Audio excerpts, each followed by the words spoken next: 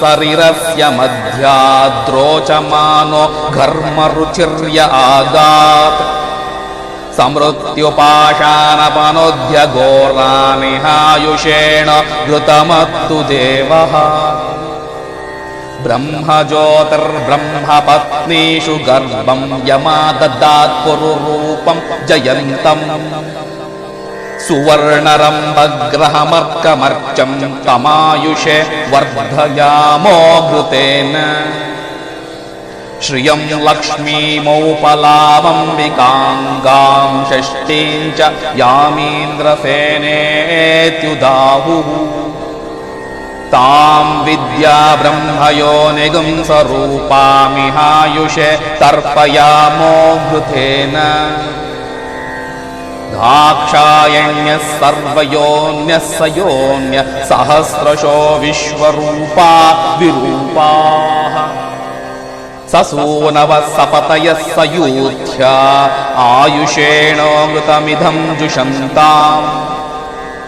दिव्यागणा बहुरूपाः पुराण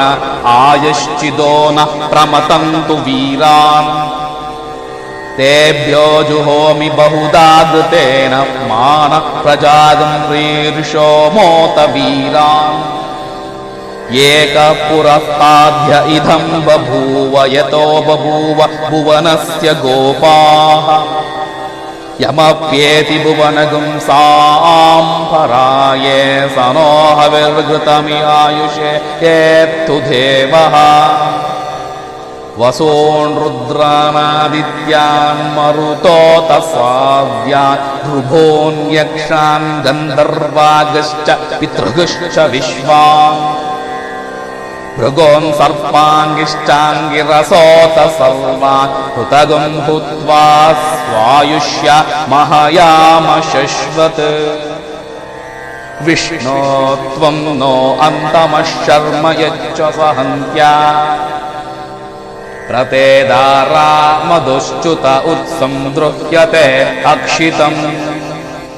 ॐ शान्ति शान्ति शान्तिः